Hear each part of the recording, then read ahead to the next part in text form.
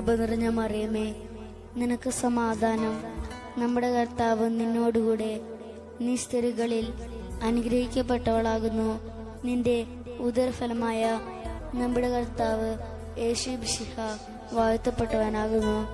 പരിശുദ്ധ മറിയമേ, തമ്പുരാന്റെ അമ്മേ, പാപികളായ ഞങ്ങൾക്ക് വേണ്ടി ഇപ്പോഴും എപ്പോഴും ഞങ്ങളുടെ മരണസമയത്തും തമ്പുരാനോട് അപേക്ഷിച്ചു കൊള്ളണമേ. ആമീൻ. വേദപാഠ ക്ലാസ്സിലേക്ക് പ്രിയപ്പെട്ട കുട്ടികളെ സ്നേഹപൂർവ്വം സ്വാഗതം ചെയ്യുന്നു. 5ാമത്തെ ക്ലാസ്സിൽ മനുഷ്യനവൻ്റെ ബുദ്ധി കൊണ്ടും യുക്തിചിന്ത കൊണ്ടും ദൈവത്തിൻ്റെ അസ്തിത്വത്തെ നിഷേധിക്കുന്ന നിരീശ്വരവാദത്തിൻ്റെ വിവിധ തലങ്ങളെക്കുറിച്ചാണ് നമ്മൾ കഴിഞ്ഞ ക്ലാസ്സിൽ ചർച്ച ചെയ്തത്. അതിൽ ക്ലാസ്സിൽ മനുഷ്യനിലെ ദൈവ സാന്നിധ്യത്തെ നിഷേധിച്ചുകൊണ്ടുള്ള കമ്മ്യൂണിസ്റ്റ് പ്രത്യയ ശാസ്ത്രത്തെക്കുറിച്ചാണ് നമ്മൾ ഈ ക്ലാസ്സിൽ ചർച്ച ചെയ്യുന്നത്. 20ാം നൂറ്റാണ്ടിൽ ലോക ചരിത്രത്തെ ഏറ്റവും അധികം സ്വാധീനിച്ച ഒരു പ്രത്യയ ശാസ്ത്രമാണ് കമ്മ്യൂണിസം എന്ന് പറയുന്നത്. എല്ലാവർക്കും വേണ്ടി എന്നുള്ള ആശയത്തോടു കൂടിയാണ് അടിമത്തത്തിൽ നിന്നും അസ്വാതന്ത്ര്യത്തിനും ചൂഷണത്തിൽ നിന്നും ദാരിദ്ര്യത്തിൽ നിന്നുള്ളൊരു വലിയ വിമോചനത്തെ പ്രഖ്യാപിച്ചുകൊണ്ട് 1848 പുറത്തിറക്കിയ കമ്മ്യൂണിസ്റ്റ് മാനിഫെസ്റ്റോ, കാറൽ മാർക്സും ഫ്രെഡറിക് എംഗൽസും തയ്യാറാക്കിയ കമ്മ്യൂണിസ്റ്റ് മാനിഫെസ്റ്റോയിലൂടെയാണ് കമ്മ്യൂണിസ്റ്റ് പ്രത്യയശാസ്ത്രം 20ാം നൂറ്റാണ്ടിൽ ലോകത്തിൽ പടർന്ന് പന്തലിച്ചു. നമ്മളിതിൻ്റെ ചരിത്രപരമായ പശ്ചാത്തലത്തിലേക്കൊന്ന് കടന്നു പോകാം.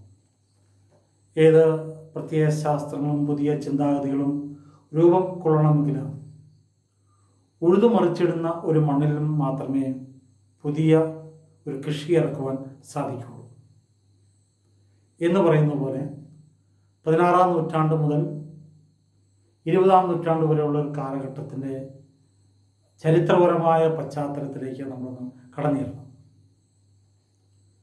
16ാം നൂറ്റാണ്ടെന്ന് പറയപ്പെടുന്ന നവോത്ഥാന ചിന്തകൾ ലോകത്ത് വ്യാപിച്ച് അതിൻ്റെ ഫലമായ വ്യവസായ വിപ്ലവം കടന്നു വന്ന് വലിയ മാറ്റങ്ങൾ ലോകത്ത് സൃഷ്ടിക്കപ്പെട്ട ഒരു കാലഘട്ടമാണ് 16ാം നൂറ്റാണ്ട്. ഇതിൻ്റെ ഏറ്റവും വലിയ പ്രത്യേകത എന്ന് പറഞ്ഞു കഴിഞ്ഞാൽ പുതിയ യന്ത്രങ്ങൾ മനുഷ്യൻ കണ്ടുപിടിക്കുന്നു. ആ യന്ത്രങ്ങൾ വഴി പ്രകൃതിയെ കണ്ടമാനം ചൂഷണം ചെയ്ത് വലിയ മുതലിറക്കുന്ന മുതലാളിമാരും ആ മുതലിറക്കി അവരുണ്ടാക്കുന്ന വലിയ ബിസിനസ് സാമ്രാജ്യങ്ങളും അവിടെ പണിയെടുക്കുന്ന തൊഴിലാളികൾ, അങ്ങനെ തൊഴിലാളി മുതലാളി ബന്ധങ്ങൾ. ആ പണമിറക്കുന്ന മുതലാളി താൻ പ്രകൃതിയിൽ നിന്ന് ലഭിക്കുന്ന വസ്തുക്കൾ ഉപയോഗിച്ച് തൊഴിലാളികളുമായി ചേർന്ന് ഉണ്ടാക്കിയെടുക്കുന്ന ഉൽപ്പന്നങ്ങൾ വിറ്റ് അമിതമായ ലാഭം കൊയ്യുന്ന മുതലാളിയുടെ സമ്പത്ത് ഇങ്ങനെ കുന്നുകൂടിക്കൊണ്ടിരിക്കുന്നു. തൊഴിലാളി ദാരിദ്ര്യത്തിൻ്റെ അവസ്ഥയിൽ നിന്നും വീണ്ടും ദരിദ്രനായി വീണ്ടും വീണ്ടും വലിയ അത്യഗാധമായ ദാരിദ്ര്യാവസ്ഥയിലേക്ക് പോകും. കൂടുതൽ സമയം പണിയെടുക്കേണ്ടി വരും. ലഭിക്കുന്ന വേതനം തുച്ഛമായ വേതനവുമായി മാറും. നമുക്കറിയാം, നമ്മുടെ ഇന്ത്യ മഹാരാജ്യത്ത് കേരളത്തിൽ ഒരു ദിവസം ഒരു സാധാരണ തൊഴിലാളിക്ക് 500 മുതൽ 700, 800, 1000 രൂപ വരെ പണകാശ് കൂലിയായി കിട്ടുമ്പോൾ കേരളത്തിന് വെളിയിലുള്ള പല ഉത്തരേന്ത്യൻ സംസ്ഥാനങ്ങളിലും ഇന്നും വളരെ തുച്ഛമായ ഒരു തുകയാണ് അവർക്ക് പണകാശായി കിട്ടുന്നത്. അപ്പം തൊഴിലാളിയുടെ ആ വിയർപ്പ് കൊണ്ട് മുതലാളി തടിച്ചു കൊടുക്കുന്ന ഒരു കാലഘട്ടം, അരിക്ഷിതാവസ്ഥ നിറഞ്ഞു നിൽക്കുന്നു. ഈ 19ാം നൂറ്റാണ്ടിലേക്ക് ആയപ്പോഴത്തേന് ഈ തൊഴിലാളികളുടെ അവസ്ഥ വളരെ ദയനീയമായി പോകുന്നൊരു കാലഘട്ടത്തിലാണ്. ഈ 19ാം നൂറ്റാണ്ടിൻ്റെ ആദ്യ പകുതിയിൽ ആയപ്പോഴത്തേന് ഇതൊക്കെ അങ്ങ് വളരെ രൂക്ഷമാകുന്നു. ഈ കാലഘട്ടത്തിലാണ് ഈ ഫ്രഞ്ച് വിപ്ലവം നമ്മുടെ ലോകത്തുണ്ടാകുന്നു. റൂസോ, വാൾട്ടയർ എന്ന് പറയുന്ന ചിന്തകന്മാരുടെ വളരെ ദൈഷ്ണികമായ ചിന്തകൾ ലോകത്തെ സ്വാധീനിക്കുന്നു. അങ്ങനെ സമകാലികമായ നിരവധി സംഭവവാസങ്ങൾ ആ കാലഘട്ടത്തിൽ ജനിച്ചു വളർന്ന 1818 ജനിച്ച കാർൽ മാർക്സിൽ ഇതൊക്കെ വളരെ സ്വാധീനം ചെലുത്തുന്നുണ്ട്. അപ്പോൾ മാർക്സിൻ്റെ ഒരു ജീവിത കാലഘട്ടം എന്ന് പറഞ്ഞു കഴിഞ്ഞാൽ യുക്തിവാദത്തിൻ്റെ അന്തരീക്ഷമാണ് അദ്ദേഹത്തിൻ്റെ കുടുംബത്തിലുണ്ടായത്. യഹൂദ മതത്തിൽ നിന്ന് ക്രിസ്ത്യൻ പ്രൊട്ടസ്റ്റൻ്റ് വിഭാഗത്തിലേക്ക് കുടിയേറിയ മാതാപിതാക്കൾ, സമൂഹത്തിൽ സമകാലിക സംഭവവികാസങ്ങളെല്ലാം തന്നെ അതിഭീകരമായ ചൂഷണം നിലനിൽക്കുന്ന ഒരു സാഹചര്യം. വലിയ ചിന്തകന്മാരുടെ ചിന്തകൾ, ഗ്രീക്ക് തത്വചിന്തകനായി എപ്പിക്രൂസിൻ്റെ ചിന്തകൾ, മനുഷ്യൻ്റെ ഔന്നത്യത്തെക്കുറിച്ച് എപ്പിക്രൂസ് പറയുന്ന വാചകങ്ങൾ, ഗ്രീക്ക് ദേവന്മാരെയെല്ലാം എതിർക്കുന്ന പ്രൊമത്തിയോസ് ആയിരുന്നു കാർൽ മാർക്സിൻ്റെ ഹീറോ ആയിട്ട് അദ്ദേഹം കണ്ടിരുന്നു. അപ്പോൾ സമകാലിക സംഭവവാസങ്ങൾ എന്ന് ഞാൻ പറയുമ്പോൾ എൻ്റെ പ്രിയപ്പെട്ട കുട്ടികൾക്ക് അത് അത്രമാത്രം ദഹിച്ചു എന്ന് പറയുന്നത്. കാരണം ഞങ്ങളുടെയൊക്കെ ഒരു ബാല്യകാലവും നിങ്ങളുടെ ഒരു ബാല്യകാലം തട്ടിച്ചു നോക്കുമ്പോൾ, അല്ലെങ്കിൽ നിങ്ങളുടെ മാതാപിതാക്കളും ഞങ്ങളെപ്പോലുള്ളവരൊക്കെ കടന്നു വന്ന ബാല്യകാലം ഇപ്പോൾ പറഞ്ഞാൽ ആർക്കും അത് ബോധ്യമാവില്ല. നിങ്ങൾ ഇന്നൊക്കെ കുറച്ചുകൂടെ സമ്പൽ സമൃദ്ധമായ ഒരു സംസ്ഥാനത്ത് സമ്പൽ സമൃദ്ധിയുടെ നടുവിൽ ജീവിക്കുന്ന കുട്ടികളായി മാറിയിരിക്കുന്നത്. 10-50 വർഷങ്ങൾക്ക് മുമ്പ് പുറകോട്ട് നമ്മൾ ചിന്തിക്കുമ്പോൾ ദാരിദ്ര്യം അതിന് മൂർധന്യാവസ്ഥയിലെത്തി, പഠിക്കാൻ കഴിയാത്ത അവസ്ഥ, വിദ്യാലയങ്ങൾ ആവശ്യത്തിനില്ലാത്ത അവസ്ഥ, പഠിച്ചു വന്ന തൊഴിൽ കിട്ടാനില്ലാത്ത അവസ്ഥ, നമ്മുടെ സമൂഹത്തിലെ കുറേ വ്യക്തികൾ മാത്രം വലിയ സമ്പന്നരായി ജീവിക്കുന്നു, ബഹുഭൂരിപക്ഷം ദാരിദ്ര്യാവസ്ഥയിൽ ജീവിക്കുന്നു. ഉണ്ണാനും ഉടുക്കാനും അവന് ഒരു നേരം ഉണ്ണാൻ കഴിയാത്തൊരവസ്ഥ. നമ്മൾ പഠിച്ചിരിക്കുന്ന പല പാഠപുസ്തകങ്ങളും പല എഴുത്തുകാരുടെയും കഥകളിലും കവിതകളിലും നോവലിലും ഒക്കെ നമ്മുടെ സാഹചര്യത്തെക്കുറിച്ച് പറയുന്നുണ്ട്. നിങ്ങൾക്ക് കുറച്ചുകൂടെ വ്യക്തമാകും. ചാർലി ചാപ്ലിൻ്റെ വിശ്വവിഖ്യാതനായ ഹാസ്യനായകനായി ലോകത്തെ മുഴുവൻ പൊട്ടിച്ചിരിപ്പിച്ച് നിശബ്ദമായി തൻ്റെ ഉള്ളിൻ്റെ ഉള്ളിൽ കരഞ്ഞ ചാർലി ചാപ്ലിൻ്റെ മോഡേൺ ടൈംസ് എന്ന സിനിമ നിങ്ങളെല്ലാം കണ്ടിട്ടുണ്ടാകും. സ്കൂളിലൊക്കെ ടീച്ചർമാരൊക്കെ കാണിച്ച് നമ്മൾ പൊട്ടിച്ചിരിച്ചിട്ടുണ്ട്. തൊഴിലാളിയുടെ അവസ്ഥയാണ് അതിൻ്റെ അകത്ത് കൃത്യമായി പ്രതിപാദിപ്പിക്കുന്നത്. അപ്പോൾ ഈ അവസ്ഥയൊക്കെ നേരിട്ട് കണ്ടറിഞ്ഞ് മനസ്സിലാക്കി വന്ന ആളാണ് കാർൽ മാർക്സ്. അപ്പോൾ തൊഴിലാളികളുടെ വലുതായ വിഷമങ്ങൾ അദ്ദേഹം മനസ്സിലാക്കുന്നു. ഇതിൽ നിന്ന് എങ്ങനെയാണ് മോചനം എന്നതിനെക്കുറിച്ച് അദ്ദേഹം ചിന്തിച്ചുകൊണ്ട്, അപ്പോൾ എപ്പിക്രൂസിൻ്റെ ചിന്തകളോടൊപ്പം തന്നെ ഹേഗലിൻ്റെയും ഫെയർബാഗിൻ്റെയും ചിന്തകൾ അദ്ദേഹത്തെ സ്വാധീനിക്കുന്നു. ഹേഗലിൻ്റെ വൈരുദ്ധ്യാത്മവാദം, ഹേഗൽ പരമാത്മാവിനെയാണ് ചലനാത്മകമായ ഇന്നത്തെ ആ സ്ഥിതി സവിശേഷതകളൊക്കെ വ്യക്തമാക്കുന്ന പരമാത്മാവിനെ പ്രകീർത്തിച്ച വ്യക്തിയാണ്.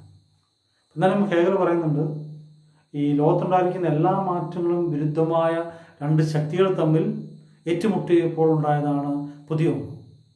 അതൊരു വൈരുദ്ധ്യമാണ്. വിരുദ്ധമായ രണ്ടെണ്ണം തമ്മിൽ കൂടിച്ചേരുമ്പോൾ മറ്റൊന്നുണ്ടാകുന്നു എന്നുള്ള ഒരു ചിന്ത, വൈരുദ്ധ്യാത്മകമായ ഒരു വാദം. ഇപ്പം പരമാത്മാവിനെ, പരമമായ ചൈതന്യത്തെ ഹേഗൽ ഉയർത്തിക്കാട്ടുന്നുണ്ട്. എന്നാൽ ഫെയർബാഗ് അങ്ങനെയല്ല പറയുന്നത്, മനുഷ്യനെയാണ്.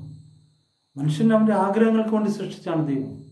അപ്പം മനുഷ്യനാണ് പ്രാധാന്യം നൽകുന്ന, പദാർത്ഥത്തിനാണ് പ്രാധാന്യം പറയുന്ന ഭൗതികവാദവും ഹേഗലിൻ്റെയും ഫെയർബാഗിൻ്റെയും വാദങ്ങൾ ആ വൈരുദ്ധ്യാത്മ ഭൗതികവാദമായി മാറി. ഇതൊക്കെ നമ്മുടെ കാർൽ മാർക്സിനെ സ്വാധീനിച്ചിരുന്നു. അപ്പം അതേ നോക്കുമ്പോഴത്തേന് ഈ സാമ്പത്തികമായ വൈരുദ്ധ്യമുള്ളവർ തമ്മിലുള്ള സംഘർഷം ഇങ്ങനെ കൂടി വരിക. തൊഴിലാളി മുതലാളി തമ്മിലുള്ള സംഘർഷം ഇങ്ങനെ കൂടി വരുന്നു. അപ്പോൾ തൊഴിലാളി മുതലാളിയും തമ്മിലുള്ള ആ സംഘർഷം എന്ന് പറയപ്പെടുന്നത്, ആ സംഘർഷത്തിൻ്റെ ഫലമായി ഹേഗലിൻ്റെ ചിന്താഗതി പോലെ തന്നെ ഒരു പുതിയൊരു സാമൂഹിക ക്രമം ഉണ്ടാകും. അതാണ് കമ്മ്യൂണിസം എന്ന രീതിയിലേക്ക് അദ്ദേഹം സമത്വസുന്ദരമായ ഒരു ചിന്താഗതിയിലേക്ക് അദ്ദേഹം വരുന്നു.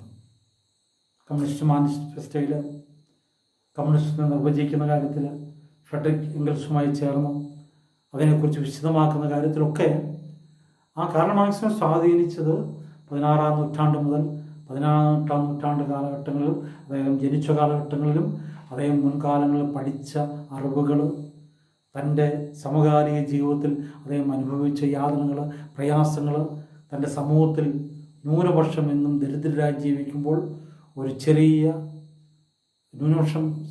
ഭൂരിപക്ഷം വളരെ ദരിദ്രരായി ജീവിക്കുമ്പോൾ ഒരു ചെറിയ ന്യൂനപക്ഷം അതിസമ്പന്നരായി മാറുന്ന ഒരവസ്ഥ, ഇതൊക്കെ വല്ലാതെ കാർൽ മാർക്സിനെ ചിന്തിപ്പിച്ച കാര്യങ്ങളാണ്. അപ്പോൾ നമ്മളെയൊക്കെ സ്വാധീനിക്കുവാൻ സാധ്യതയുള്ള കാര്യങ്ങളാണ്. നമ്മുടെയൊക്കെ ചുറ്റുപാട് നമ്മൾ കോവിഡ് എന്ന മഹാമാരിയിൽ അകപ്പെട്ട് ജീവിക്കുമ്പോഴും സാമ്പത്തികമായ വൈഷമ്യങ്ങൾ നമ്മളെല്ലാവരും അനുഭവിക്കുമ്പോൾ തൊഴിലാളികൾക്ക് പണി നഷ്ടപ്പെടുന്നു, ഇടത്തരക്കാരുടെ ജീവിത മാർഗത്തിനും ബുദ്ധിമുട്ടുണ്ടാകുന്നു, വിദ്യാർത്ഥികളടക്കം എല്ലാവരും വളരെ അസ്വസ്ഥരായി ജീവിക്കുമ്പോൾ ഈ കാലഘട്ടത്തിലും വളരെ ചുരുങ്ങിയ ആൾക്കാർ അതിസമ്പന്നരായി മാറിക്കൊണ്ടിരിക്കുകയാണ്. നിമിഷം പ്രതി അവർ കോടാനുകോടി സ്വത്തിനുടമകളായി മാറുമ്പോൾ ആ ഉള്ളവരും ഇല്ലാത്തവനും നമ്മൾ അന്തരം കൂടുന്നു. നമുക്ക് നേരിട്ട് ഈ കാലഘട്ടത്തിൽ നമുക്ക് കാണുവാൻ കഴിയുന്ന അവസ്ഥയാണ്. അപ്പം ദേവിക ദിനപത്രത്തിൻ്റെ എഡിറ്റോറിയൽ പേജിൽ വരുന്ന ചില ലേഖനങ്ങളൊക്കെ വായിച്ചു കഴിഞ്ഞാൽ നമുക്ക് മനസ്സിലാവും ഈ സമയത്ത് നമ്മുടെ സമൂഹത്തിലുണ്ടായിരിക്കുന്ന ചില മാറ്റങ്ങളെക്കുറിച്ചുള്ള വിശദമായിട്ട് അതിനകത്ത് പറയുന്നുണ്ട്. മറ്റു പല എഴുത്തുകാരും ചിന്തകന്മാരും ഈ കാലഘട്ടത്തിൽ ചില വിഭാഗത്തിൽപ്പെട്ടവർ മാത്രം ഈ ലോകരാഷ്ട്രങ്ങളിൽ വളരെ സമ്പന്നനായി വളരെ ന്യൂനപക്ഷം അതിസമ്പന്നമായി മാറുമ്പോൾ ബഹുഭൂരിപക്ഷത്തിൻ്റെ സ്വത്ത് മുഴുവൻ ന്യൂനപക്ഷത്തിൻ്റെ കയ്യിലേക്ക് മാറുന്നു. അപ്പോൾ ആ വലിയൊരു സമ്പന്ന വർഗം ഉടലെടുക്കുന്നു. ഇതെല്ലാം കാർൽ മാർക്സിനെ വളരെ വേദനിപ്പിച്ച ഒരു കാര്യമാണ്. അപ്പോൾ ഫെയർബാക്കിൻ്റെയൊക്കെ ചിന്താഗതി അദ്ദേഹത്തിൻ്റെ മനസ്സിലേക്ക് രൂപം കൊള്ളുന്നു. വൈരുദ്ധ്യാത്മീയമായ ഭൗതികവാദത്തിലേക്ക് അത് കടന്നു വരികയാണ് ചെയ്യുന്നത്. അപ്പോൾ അദ്ദേഹം പറയുന്നത് പൊതുസ്വത്ത് എന്ന് പറയപ്പെടുന്നതാണ് പ്രകൃതിയാണ് നൽകുന്നത്. അതിൽ നിന്ന് ഉൽപ്പാദനം ഉണ്ടാക്കുന്നു. അവിടെ മനുഷ്യനാണ് പ്രാധാന്യം. ലോക ചരിത്രം എന്ന് പറയുന്നത് വർഗസമരത്തിൻ്റെ ചരിത്രം എന്ന് പറയുന്നത്. ആ മാനവ ചരിത്രം എന്ന് പറയപ്പെടുന്ന പ്രാചീന കമ്മ്യൂണിസം, അദ്ദേഹം പറയപ്പെടുന്ന കമ്മ്യൂണിസത്തിൻ്റെ വലിയ തലങ്ങളിലേക്ക് പോകുമ്പോൾ എല്ലാവർക്കും വേണ്ടി എന്ന് പറയുമ്പോൾ അവരവരുടെ കഴിവിനനുസരിച്ച് അവൻ സംഭാവന ചെയ്യുന്ന ഭരണകൂടങ്ങളൊന്നുമില്ലാത്ത പരസ്പരം നമ്മൾ മാവേലി നാടുവാണ് ഇടും കാലം മനുഷ്യരെല്ലാവരും ഒന്നുപോലെ എന്ന് നമ്മൾ മഹാബലിയെക്കുറിച്ച് പാടിപ്പുകർത്തിയിരിക്കുന്ന ഒരു കാലഘട്ടം. അപ്പോൾ ഈ പ്രകൃതിയിൽ നിന്ന് ലഭിക്കുന്ന വസ്തുക്കൾ ഉപയോഗിച്ച് തൊഴിലാളികൾ ഉൽപ്പന്നങ്ങൾ ഉണ്ടാക്കുന്നു. അത് ആ ഉൽപ്പന്നങ്ങൾ പറഞ്ഞാൽ ഉൽപ്പാദിപ്പിക്കാൻ മനുഷ്യ ആവശ്യത്തിനുള്ളത് മാത്രം, അവരവർക്ക് ആവശ്യത്തിനുള്ളത് മാത്രം അവരവരുടെ കഴിവിനനുസരിച്ച് ആ പ്രത്യേക ശാസ്ത്രം മുന്നോട്ട് വെക്കണം. അങ്ങനെ പ്രാചീന കമ്മ്യൂണിസത്തിൻ്റെ ഒരു ചിന്താഗതി, പ്രാചീന കാലഘട്ടങ്ങളിൽ മനുഷ്യൻ പരസ്പരം അങ്ങോട്ടും ഇങ്ങോട്ടും കൊടുത്തും വാങ്ങിയും സഹായിച്ചും ജീവിച്ചിരുന്ന ഒരു കാലഘട്ടം. പിന്നീടാണ് അത് അടിമ സമ്പ്രദായത്തിലേക്ക് വരുന്നത്. ഫ്യൂഡൽ വ്യവസ്ഥിതി വരുന്നു. ഭൂമിയുടെ ഉടമകളായി കുറേ ആൾക്കാർ മാറുന്നു. അവർക്ക് കൃഷി ചെയ്യുന്നതിന് വേണ്ടി അടിമകൾ, ലോകത്ത് അടിമ സമ്പ്രദായം നമ്മുടെ നാട്ടിലടക്കം ഉണ്ടായിരുന്നു. കണ്ടത്തിൽ കാളയെ കൊണ്ട് പോത്തിനെ കൊണ്ട് കണ്ടം ഉഴുതുമറിക്കുന്ന സമയത്ത് കാളയുടെ സ്ഥാനത്ത് മനുഷ്യനെ കെട്ടിവെക്കുന്ന ഒരു സാഹചര്യം നമ്മുടെ സംസ്ഥാനത്ത് പോലുണ്ട്. അടിമ സമ്പ്രദായം കേരളത്തിൽ ഉണ്ടായിരുന്നതായിട്ട് പ്രാചീനമായ പല ലിഖിതങ്ങളും നമ്മളെ ബോധ്യപ്പെടുത്തുന്നു. ലോകത്തെല്ലായിടത്തും അടിമ സമ്പ്രദായം നിലനിന്നിരുന്നു. നമുക്കറിയാം, അമേരിക്കയിലെ അടിമ സമ്പ്രദായം നിർത്തലാക്കിയ എബ്രഹാം ലിങ്കൻ എന്ന് പറയപ്പെടുന്ന വലിയ മനുഷ്യസ്നേഹിയെക്കുറിച്ച് ഞങ്ങൾ പഠിച്ചിട്ടുണ്ട്. അങ്ങനെ അടിമ സമ്പ്രദായം നിലനിൽക്കുന്നു. ഫ്യൂഡൽ വ്യവസ്ഥിതിയിലേക്ക് അത് കടന്നു വരുന്നു. മുതലാളിത്ത വ്യവസ്ഥിതി ഉണ്ടാകുന്നു. ആ മുതലാളിത്ത വ്യവസ്ഥിതിയെ തകിടം മറിച്ചുകൊണ്ടാണ് ഒരു സോഷ്യലിസ്റ്റ് വ്യവസ്ഥിതി എങ്ങനെ ഉണ്ടാക്കിയെടുക്കാം എന്നതിനെക്കുറിച്ചാണ് കാർൽ മാർക്സും ഫ്രെഡറിക് എംഗൽസും തമ്മിൽ ചർച്ച ചെയ്യുകയും ചിന്തിക്കുകയും ചെയ്തു. ചൂഷണരഹിതമായ ഒരു സംഭവം, അതിമനോഹരമായ ആശയമാണ്. അപ്പോൾ നമ്മളൊക്കെ മനസ്സിൽ ചിന്തിക്കുമ്പോൾ, നിങ്ങളുടെയൊക്കെ പ്രായത്തിൽ ചിന്തിക്കുമ്പോൾ, മറ്റുള്ളവരെ ചൂഷണം ചെയ്യുന്ന, പ്രകൃതിയെ ചൂഷണം ചെയ്യുന്ന വ്യവസ്ഥിതി കാണുമ്പോഴത്തേന് നമുക്കൊക്കെ എന്താ അമർഷങ്ങളുണ്ടാകുന്നത്. നിങ്ങളറിയാം, നിങ്ങൾ കാണുന്ന ചില സിനിമകൾ, ആ തെറ്റ് ചെയ്യുന്നവനെ ആ നായക നടൻ അതിക്രൂരമായി ആക്രമിച്ച് കീഴ്പ്പെടുത്തുമ്പോഴും, അല്ലെങ്കിൽ തെറ്റിനെ പ്രതികരിക്കുന്ന നടനെ കാണുമ്പോൾ, നടിയെ കാണുമ്പോൾ എത്ര സന്തോഷത്തോടുകൂടിയാണ് നമ്മൾ സിനിമാ തിയേറ്ററിൽ കൈയടിക്കുന്നത്. അപ്പോൾ ചൂഷണരഹിതമായ അനീതിക്കെതിരെ പോരാടുന്ന വലിയൊരു തത്വചിന്തയുമായിട്ട്, പ്രത്യയശാസ്ത്രവുമായിട്ടാണ് അദ്ദേഹം കടന്നു വരുന്നത്. മുതലാളിമാരുടെ അമിതമായ ലാഭം അദ്ദേഹം നേരിട്ട് കാണുന്നു. ദാരിദ്ര്യത്തിൻ്റെ പടുകുഴിയിലേക്ക് പോകുന്ന തൊഴിലാളി, ദരിദ്രനെ വീണ്ടും ദരിദ്രനാക്കുന്ന സാമൂഹിക ക്രമം, ഇത് ഇപ്പം നമ്മൾ അനുഭവിച്ചുകൊണ്ടിരിക്കുകയാണ് നമ്മുടെ ലോകത്ത്. ഇന്ത്യയിലൊക്കെ നിങ്ങൾ പത്രങ്ങളൊക്കെ വായിക്കാറുണ്ട്. ഈ കോവിഡ് കാലഘട്ടത്തിൽ എത്രയോ $1 മില്യൺ നമ്മുടെ ചില വ്യക്തികൾ, ഇന്ത്യക്കാരായ ചില പണക്കാർ അവരുടെ വ്യവസായങ്ങൾ കൊണ്ട്, ബിസിനസ് കൊണ്ട് പടുത്തുയർത്തുന്നത്. ഇപ്പം വീണ്ടും വീണ്ടും ദരിദ്രനാവുന്ന അവസ്ഥ. അപ്പോൾ ഉച്ചനീചിത്വം, ഉയർന്ന സമൂഹവും നീചന്മാരുടെ സമൂഹം, സാമ്പത്തികമായി ഉയർന്ന വലിയൊരു സമൂഹവും സാമ്പത്തികമായി തകർന്നൊരു സമൂഹവും. ഇത് കമ്മ്യൂണിസ്റ്റ് ചിന്തകൾക്ക്, തീ പിടിക്കുന്ന ചിന്തകൾക്കാണ് കാർൽ മാർക്സിനെ ഈ സാഹചര്യങ്ങളെല്ലാം വെളിവാക്കുന്നത്, അതിലേക്ക് കടന്നു വരുന്നത്. ആയിരക്കണക്കിന് ആൾക്കാർ ഈ കമ്മ്യൂണിസ്റ്റ് മാനിഫെസ്റ്റോയും അല്ലെങ്കിൽ കമ്മ്യൂണിസം എന്ന് പറയപ്പെടുന്ന ആശയങ്ങൾ സ്വാധീനിച്ചു എന്നുള്ളതാണ്. ഞാൻ പറയുന്നത് ഒരു ഭൗമിക പ്രതീസ, പൊതുമുതൽ സമ്പ്രദായം എല്ലാ രാഷ്ട്രത്തിൻ്റെയാണ്. ന്യൂനപക്ഷത്തിൻ്റെ സ്വാർത്ഥത സാമ്പത്തികമായി വൻ ഭൂരിപക്ഷത്തെ ചൂഷണം ചെയ്യുന്നു. ആ ക്രമത്തിനെതിരായിട്ട് ഒരു പുതിയ സാമൂഹിക സാമ്പത്തിക ക്രമം പടുത്തുയർത്തുവാൻ ഉള്ളൊരവസ്ഥ. അദ്ദേഹം പറയുന്നത് സ്വകാര്യ സ്വത്ത് എന്ന് പറയുമ്പോൾ നമ്മൾ മൂലഭാവങ്ങളും മൗലികഭാവങ്ങളൊക്കെ പഠിച്ചിട്ടുണ്ട്. ദ്രവ്യാഗ്രഹം, സമ്പത്ത് സ്വരൂപിച്ച് കൂട്ടുന്ന ഏതൊരു വ്യക്തിയും ഏതൊരു സമൂഹവും മൗലിക ഭാവമാണ് ചെയ്യുന്നത്. അത് മാർക്സ് തന്നെ കണ്ടെത്തി പറയുന്നു. അപ്പം സ്വകാര്യ സ്വത്ത്, ഓരോ വ്യക്തിയും അമിതമായ രീതിയിൽ സ്വകാര്യ സ്വത്ത് കൈവശപ്പെടുത്തി മറ്റുള്ളവന് അതിൽ നിന്നൊന്നും ലഭിക്കാത്ത അവസ്ഥയിലേക്ക് അവൻ വീണ്ടും വീണ്ടും ദരിദ്രനായി മാറും. നമ്മുടെ ബീഹാറിനെ കുറിച്ച് പറയുന്നത്, ആളോഹരി ഏറ്റവും കൂടുതൽ കൃഷിസ്ഥലം കയ്യിലുണ്ടായിരുന്നൊരു പ്രദേശമാണ് ബീഹാർ. പക്ഷേ കൃഷിനാശം വന്നപ്പോൾ കർഷകർ ആ ഭൂമിയെല്ലാം സ്വകാര്യ പണമിടപാട് സ്ഥാപനങ്ങൾ പണയം വെച്ച് അവസാനം ഒന്നും അവരുടെ കയ്യിലില്ലാതായി മാറും. ഭൂമി അവർക്ക് നഷ്ടമായിക്കൊണ്ടിരിക്കും. ആളോഹരി ഭൂമി ഉണ്ടായിരുന്ന കർഷകന്മാരുടെ എണ്ണം കൂടുതൽ ഭൂമി കയ്യിലിരുന്ന കർഷകരെല്ലാം ആ കാർഷിക വൃത്തിയിൽ നിന്ന് പോലും അന്യം നിന്ന് പോയി അവസാനം അവിടുത്തെ തൊഴിലാളിയായി മാറുന്ന ഒരവസ്ഥ നമ്മുടെ സമൂഹത്തിൽ ഇത് സംഭവിച്ചിരുന്ന ഒരു കാലഘട്ടത്തിൽ. പാട്ടത്തിനടുത്ത് കൃഷി ചെയ്യുന്നൊരു കൃഷി നഷ്ടപ്പെടുന്ന സമയത്ത് അവസാനം എല്ലാം നഷ്ടപ്പെടുന്ന അവസ്ഥ. ഉള്ള സ്വത്തുമെല്ലാം നഷ്ടപ്പെട്ട് വെറും ദരിദ്രനായി വാടക വീട്ടിലേക്കും ഭൂമിയുടെ ഒരറ്റത്തിലേക്ക്, ഒരു കോണിലേക്ക് വലിച്ചെറിയപ്പെടുന്ന, പുറമ്പുകളിലേക്ക് വലിച്ചെറിയപ്പെടുന്ന മനുഷ്യൻ. നമ്മുടെ ആദിവാസി സമൂഹം, ഫാദർ സ്റ്റെയിൻ സ്വാമിയൊക്കെ പോയി ചെയ്യുന്ന വലിയൊരു പ്രവർത്തനങ്ങൾ, നമ്മുടെ മിഷണറി പ്രവർത്തനങ്ങൾ, ആദിവാസി മേഖലയിലും ദരിദ്രരുടെ മേഖലയിലൊക്കെ നമ്മൾ നടത്തുന്ന വലിയ മിഷണറി പ്രവർത്തനങ്ങൾ. ഭൂമിയുടെ യഥാർത്ഥ അവകാശികൾ ഭൂമിയിൽ നിന്ന് പുറത്തായിരിക്കുന്ന ഒരു സമൂഹം. അപ്പം അതിന് പകരമുള്ള എല്ലാം പൊതു സ്വത്ത്, രാഷ്ട്രത്തിൻ്റെ അധീനതയിലേക്ക് എല്ലാ സ്വത്തും കടന്നു വരിക എന്ന് പറയപ്പെടുന്നു. സ്വകാര്യ സ്വത്ത് ഉന്മൂലനം ചെയ്യുവാനും സാമ്പത്തിക സമത്വം ഉറപ്പുവരുത്തുവാനും. വളരെ മനോഹരമായി നമുക്ക് കേൾക്കുമ്പോൾ കാതിന് വളരെ ഇമ്പകരമായ, എല്ലാവർക്കും ഒരുപോലുള്ള ഒരു ആശയം വരുമ്പോൾ ആരാധനയെ എതിർക്കുക. അപ്പോൾ ഇത് ലോകം മുഴുവൻ വളരെ വ്യാപിച്ചെന്നുള്ളതാണ്. ഈ സ്വകാര്യ സ്വത്ത് എന്ന് പറയപ്പെടുന്നത് അത് മുഴുവനും രാഷ്ട്രത്തിൻ്റെ അധീനതയിലേക്ക് വരുന്നു. തൊഴിലാളികളെ സംഘടിപ്പിച്ച് വിപ്ലവം സൃഷ്ടിക്കുന്നു. വിപ്ലവത്തിലൂടെ പുതിയൊരു ഗവൺമെൻറ് അധികാരത്തിൽ വരുന്നു. അത് കമ്മ്യൂണിസത്തിലേക്കുള്ള ഒരു ഗവൺമെൻറ്റായിട്ട് നമ്മൾ കാണുന്നത്. ഈ മുതലാളിമാരോടുള്ള ആ സമരം ചെയ്ത് ആ സമരത്തിലുള്ള മുതലാളിയെ പരാജയപ്പെടുത്തി ലക്ഷ്യം മാർഗത്തെ സ്വാധീകരിക്കുന്ന രീതിയിൽ ഹിംസാത്മകമായ അക്രമത്തിലൂടെയാണെങ്കിലും എങ്ങനെയാണല്ലോ ഭരണത്തിലേക്ക് തൊഴിലാളി വർഗം കടന്നു വരുന്നു. ആ കടന്നു വരുന്നതോട് ക്ഷണത്തിൽ അവിടെ സോഷ്യലിസം കമ്മ്യൂണിസവും കടന്നു വരുന്നില്ല. അപ്പോൾ കമ്മ്യൂണിസത്തിൽ ചുവടുവെപ്പിന് ഇടയിലായിട്ടൊരു സോഷ്യലിസ്റ്റ് ചരിത്രത്തെക്കുറിച്ച് മാർക്സ് പറയുന്നുണ്ട്. കമ്മ്യൂണിസം പിന്നീട് ഏറ്റവും അവസാനം വരുന്ന ഒരു പ്രത്യേക ശാസ്ത്രമാണ്. അതിനിടയ്ക്ക് തൊഴിലാളി വർഗ ജനാധിപത്യം കടന്നു വരികയും അതൊരു സോഷ്യലിസ്റ്റ് ചിന്താഗതിയിലൂടെ കടന്നു വരികയും ചെയ്തു. ഈ സോഷ്യലിസമാണ് ക്രമേണ കമ്മ്യൂണിസത്തിലേക്ക് വഴിമാറാൻ അദ്ദേഹം ചെയ്യുന്നത്.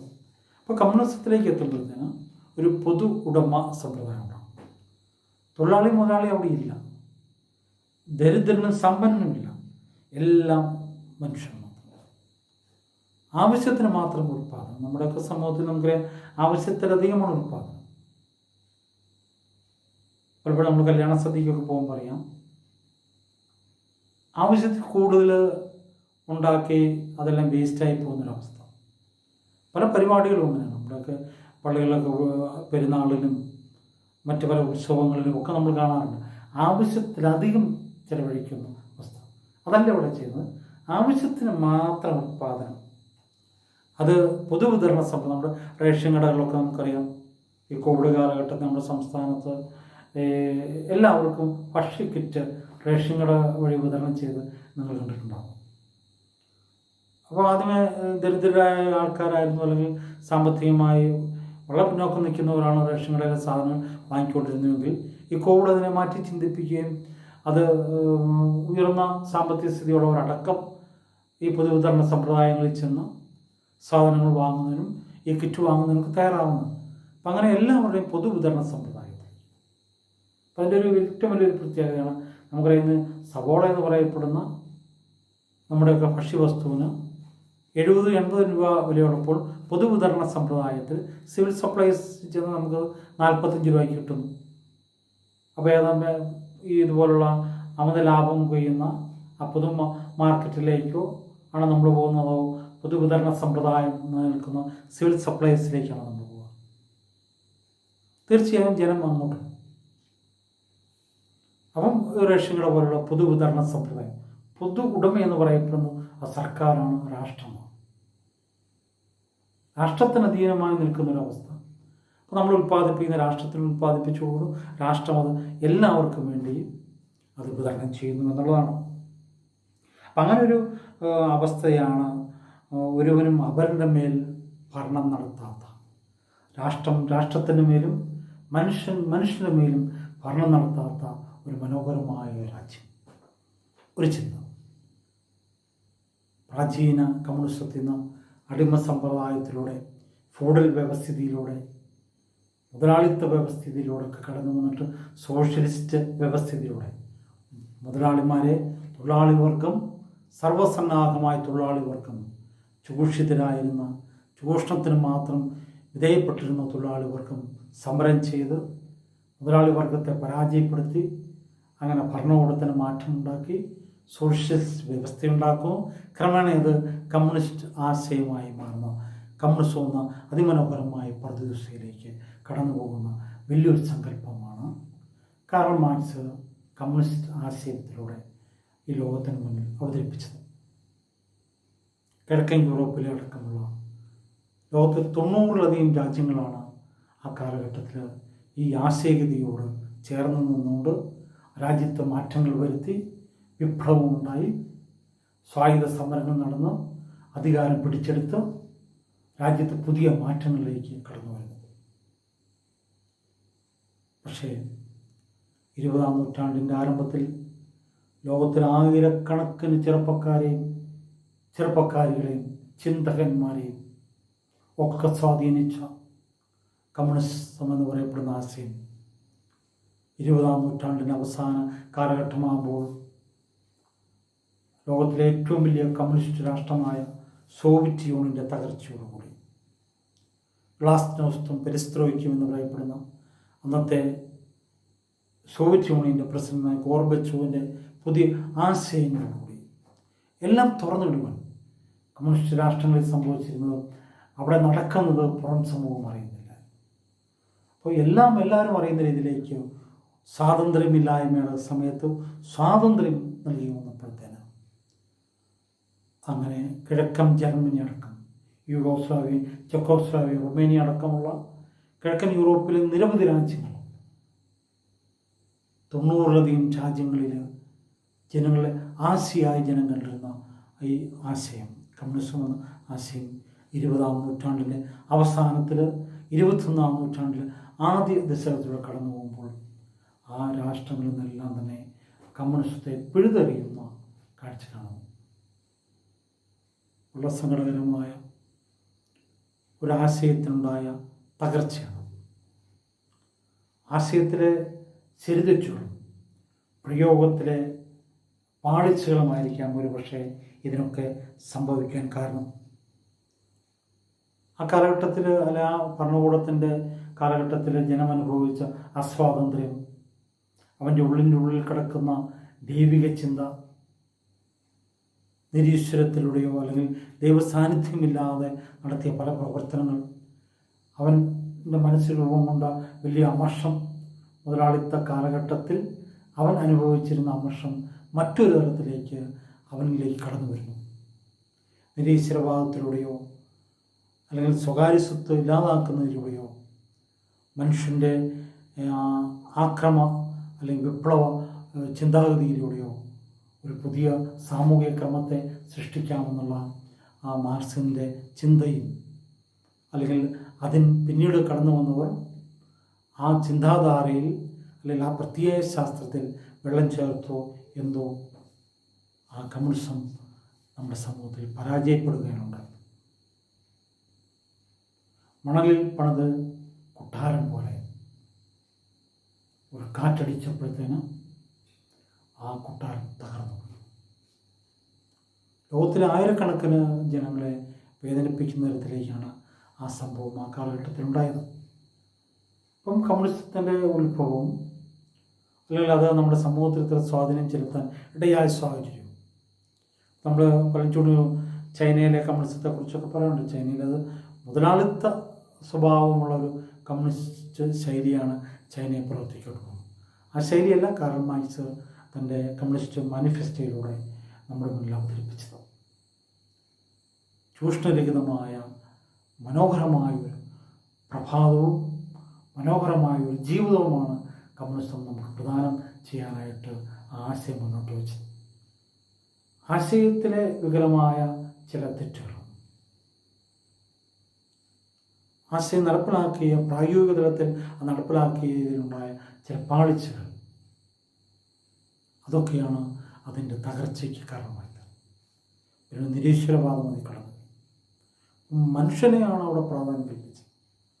മനുഷ്യരുടെ പ്രകൃതിയുമായി ബന്ധപ്പെടുന്ന മനുഷ്യൻ, ആ പ്രകൃതിയുമായി ബന്ധപ്പെടുന്ന മനുഷ്യൻ ഇന്ന് തൊഴിൽ, ആ തൊഴിലുമായി ബന്ധപ്പെടുന്ന ഉൽപ്പാദനം, ആ ഉൽപ്പാദനം എന്ന് പറയപ്പെടുന്നത് മനുഷ്യർക്ക് വേണ്ടി അവരവർക്ക് വേണ്ടത് എല്ലാവർക്കും വേണ്ടി അവരവരുടെ കഴിവിനനുസരിച്ച് എന്ന് പറയപ്പെടുന്ന ആശയത്തിൽ ദൈവികമായ ചിന്ത അല്ലെങ്കിൽ മനുഷ്യനെ മനസ്സിലാക്കുന്നതിൽ മാർക്സിനും അതിൻ്റെ പ്രത്യയശാസ്ത്ര ചിന്തകന്മാർക്കും ഉണ്ടായ അപജയമാവാം ഒരു പക്ഷേ കമ്മ്യൂണിസം എന്ന് പറയപ്പെടുന്ന പ്രത്യയശാസ്ത്രം നമ്മുടെ ലോകത്ത് ഇത്രമാത്രം തിരിച്ചടികൾ നേരിടാൻ ഇടയായതെന്ന് നമുക്ക് ചിന്തിക്കാൻ പറ്റും.